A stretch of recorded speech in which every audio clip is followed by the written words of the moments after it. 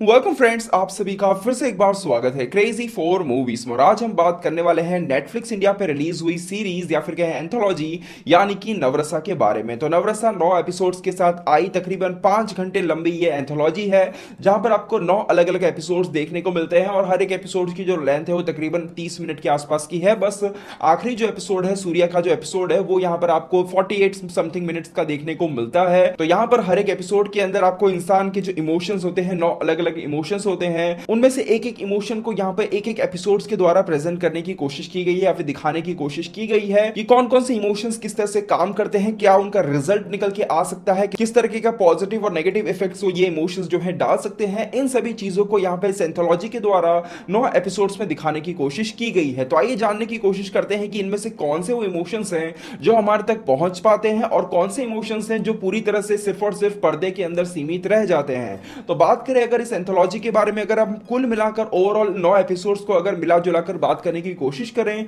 तो ओवरऑल कहा जाए तो नवरसा एक डिसेंट एंथोलॉजी साबित होती है। हाँ, ये कह सकते हैं कि जो एक्सपेक्टेशन बनी थी उसे कहीं पूरी तरह तो मैच नहीं कर पाती है, पर कहीं पर भी एंथोलॉजी आपको पूरी तरह से डिसअपॉइंट नहीं करती है। वजह इसकी ये है कि 9 कहानियों में से 4 ऐसी कहानियां आपको यहाँ पे देखने को मिलती है जो सही में काफी इंप्रेसिव और काफी यूनिक नजर आती है। इस एंथोलॉजी की शुरुआत बहुत ही एक डल तरीके से होती है, जहां पर कह सकता हूं कि शुरुआत के जो 2 एपिसोड्स थे वो सही में बहुत ही ज्यादा एवरेज साबित होते हैं और सबसे ज्यादा निराशा हाथ लगती है यहाँ पे पहले एपिसोड के द्वारा, जहां पर हमें विजय सेतुपति और प्रकाश राज नजर आते हैं एक कहानी में जिसका नाम है इधिरी। तो ये जो कहानी है ये कह सकते हैं कि पूरी तरह से फ्लैट और डल नजर आती है। दुख को व्यक्त करती हुई, पछतावे को व्यक्त करती हुई ये कहानी है जिसके बारे में कह सकता हूं कि कहीं पर भी ये जो कहानी है हमारे साथ कनेक्ट नहीं हो पाती है। और साथ ही साथ अगर बात करें परफॉर्मेंस की भी, तो विजय सेतुपति, प्रकाश राज जैसे एक्टर के होने के बावजूद भी परफॉर्मेंस वाइज भी जो कहानी है बहुत कुछ ज्यादा इंप्रेस नहीं कर पाती है। हाँ, कुछ डायलॉग्स जो है काफी अच्छे लिखे गए हैं, पर फिर भी ओवरऑल ये जो कहानी है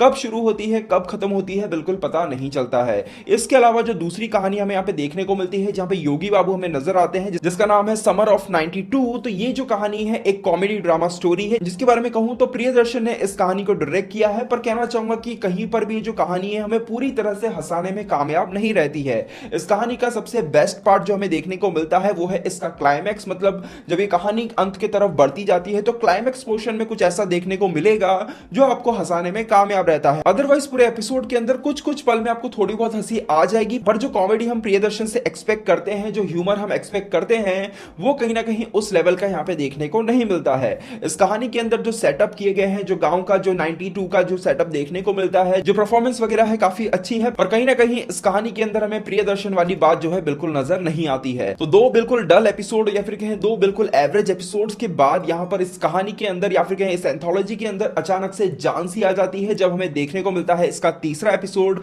जिसका नाम रखा गया है प्रोजेक्ट अग्नि। तो प्रोजेक्ट अग्नि के बारे में कह सकता हूं कि ये इस एंथोलॉजी की वन ऑफ द बेस्ट या फिर सबसे बेस्ट, सबसे इंप्रेसिव, सबसे यूनिक कहानियों में से एक है, जिसे डायरेक्ट किया है यहाँ पे कार्तिक नरेन ने। तो बेसिकली ये एक साइंस फिक्शन कहानी है, जहां पे मैं कहना चाहूंगा कि इसका जो कंसेप्ट है बहुत ही यूनिक है और इस यूनिक कंसेप्ट को जिस स्क्रीन प्ले के साथ प्रेजेंट किया गया है, जिस डिटेलिंग के साथ, जिस कन्विंसिंग राइटिंग के साथ प्रेजेंट किया गया है ना, तो उसके लिए मैं कह सकता हूं कि ये जो एपिसोड है, ये जो कहानी है, इस पूरे एंथोलॉजी की सबसे बेस्ट कहानी साबित होती है। इसके अलावा इस एंथोलॉजी के अंदर जो दूसरी सबसे सरप्राइजिंग और वेल रिटन स्टोरी मुझे नजर आई वो थी यहाँ पे इनमई स्टारिंग सिद्धार्थ और पार्वती। ये जो कहानी थी इसके बारे में कहना चाहूंगा कि ये सबसे इंप्रेसिव और सबसे सरप्राइजिंग कहानी साबित होती है, जहां पर रथिंद्रन प्रसाद के द्वारा डायरेक्टेड स्टोरी के अंदर आपको जो म्यूजिक देखने को मिलता है, जो आर्ट डिजाइनिंग देखने को मिलती है, जो स्क्रीन प्ले देखने को मिलता है, वो इतना इंगेजिंग, इतना इंप्रेसिव था, सही में मैंने बिल्कुल एक्सपेक्ट नहीं किया था। और साथ ही साथ जो सिद्धार्थ के द्वारा जो परफॉर्मेंस हमें देखने को मिलती है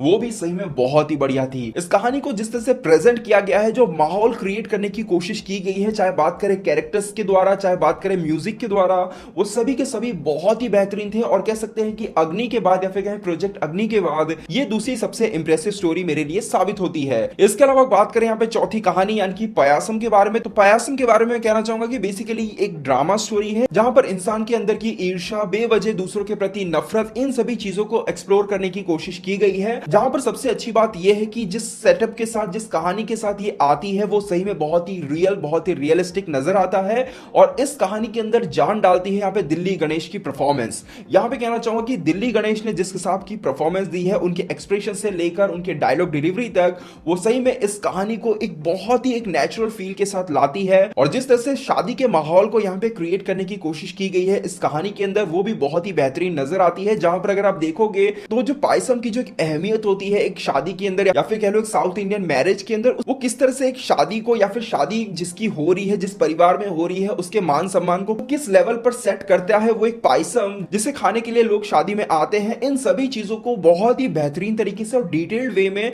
यहाँ पे प्रेजेंट किया गया है। इस कहानी के अंदर एक चीज जो सबसे ज्यादा मुझे खल रही थी वो ये थी कि इस कहानी में हमें अदिति बालन देखने को मिलती है, पर उनके जो परफॉर्मेंस है या फिर उनका जो रोल है वो कहीं पर ही बहुत इंपॉर्टेंट यहाँ पे साबित नहीं होता है। और सिर्फ यहाँ पे अदिति बालन ही नहीं, अगर इस पूरे एंथोलॉजी में देखा जाए तो अदिति बालन, पार्वती और इवन अशोक सेल्वन जैसे एक्टर को यहाँ पर लिया तो गया है, पर कहीं पर भी पूरी तरह से यूटिलाइज नहीं किया गया है। इसके अलावा इस एंथोलॉजी की जो चौथी सबसे इंप्रेसिव कहानी साबित होती है वो है सूर्या और Prayaga Martin starrer story directed by Gautam Vasudev Menon, यानी कि गिटार कम्बी मेले निंद्रू। तो ये जो स्टोरी है ये बेसिकली एक रोमांटिक ड्रामा स्टोरी है जहां पर म्यूजिक जो है सबसे बड़ा इंपॉर्टेंट रोल प्ले करता है, जिसके बारे में कहना चाहूंगा कि कहानी के अंदर म्यूजिक जिस तरह से एक सोल को ऐड करता है और जो फील वो क्रिएट करता है इस फिल्म में, म्यूजिक जो एक फील क्रिएट करता है वो सही में बहुत ही कमाल का था। और कहना चाहूंगा कि कहानी के अंदर यहाँ पे आपको सूर्या और प्रयागा मार्टिन के बीच में कुछ कॉन्वर्सेशन देखने को मिलती हैं, जिनमें जो डायलॉग्स हैं, जो परफॉर्मेंस है, जो एक्सप्रेशन है और गाने का उसके साथ जो कनेक्शन है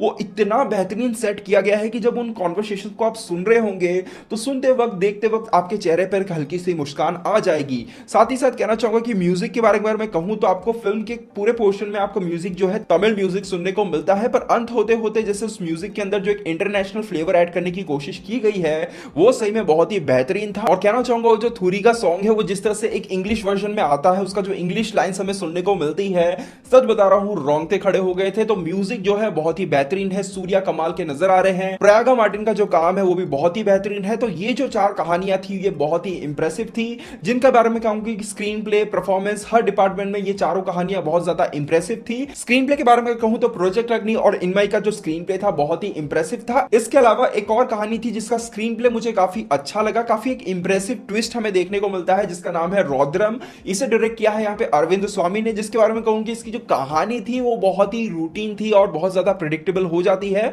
पर जो परफॉर्मेंस हमें यहाँ पे श्रीराम के द्वारा देखने को मिलती है वो बहुत ज्यादा इंप्रेसिव थी। साथ ही साथ यहाँ पे जो आखिरी में जो ट्विस्ट देखने को मिलता है और गुस्से का जो दो फॉर्म हमें देखने को मिलता है वो काफी हद तक इंप्रेसिव था। तो कह सकते हैं कि ये जो एपिसोड था एक एवरेज एपिसोड साबित होता है। इसके अलावा अगर हम बात करें बचे दो एपिसोड्स की, यानी कि पीस और थुनिंदा पिन, तो इन दोनों एपिसोड्स के बारे में कहना चाहूंगा कि पीस को डायरेक्ट किया है कार्तिक सुबराज ने, जहां पर वो अभी भी तमिल और श्रीलंकन तमिल्स के बीच में अटके हुए हैं, पर इस बार एक अच्छी चीज ये हुई है कि वो कहानी के अंदर कुछ हद तक इमोशंस को लाने में कामयाब हुए हैं। तो ये एपिसोड भी कह सकते हैं कि कुल मिला के एक एवरेज एपिसोड साबित होता है, पर कुछ पोर्शंस में जो इमोशंस है वो काफी अच्छी तरीके से निकल के आते हैं। पर इस पूरी एंथोलॉजी का जो सबसे डिसअपॉइंटिंग और फ्लैट एपिसोड साबित होता है वो है यहाँ पे थुनिंता पिन, जो कि यहाँ पे करेज यानी कि बहादुरी को डिफाइन करता हुआ दिखाता है। जहां पे कहना चाहूंगा ये जो एपिसोड है इस पूरे एंथोलॉजी का सबसे डल, सबसे फ्लैट एपिसोड साबित होता है, जिसके बारे में ना कुछ भी अच्छा, बहुत ज्यादा इंप्रेसिव कहने लायक नहीं है। तो कुल मिलाकर अगर मैं बात करूं बाकी टेक्निकल डिपार्टमेंट की, तो कह सकते हैं कि हर एक एपिसोड के अंदर जो सिनेमेटोग्राफी, जो म्यूजिक हमें देखने को मिलता है, जो सुनने को मिलता है,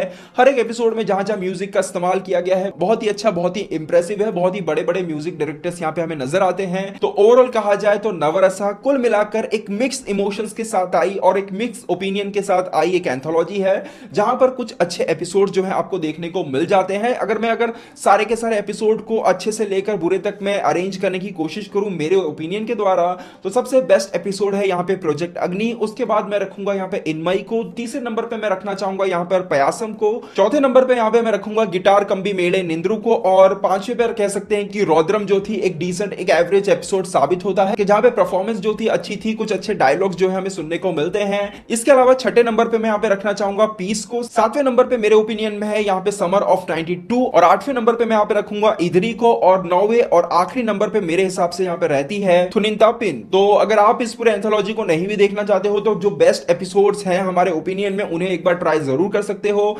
एटलीस्ट वो एपिसोड्स आपको निराश नहीं करेंगे। तो ये था मेरा ओपिनियन इस सीरीज को लेकर। अगर आपने ये सीरीज देख ली है तो आपको ये सीरीज कैसी लगी, कौन कौन सी कहानियां सबसे ज्यादा पसंद आई और कौन कौन सी कहानियों में क्या क्या आपको पसंद नहीं आया, हमारे साथ कमेंट सेक्शन में जरूर शेयर कीजिएगा। तो दोस्तों बस यहीं तक था आज का वीडियो, उम्मीद करते हैं वीडियो आपको पसंद आया होगा। वीडियो पसंद है वीडियो को लाइक शेयर जरूर कीजिएगा। मिलते हैं हमारे अगले एपिसोड में, तब तक के लिए बाय बाय, टेक केयर।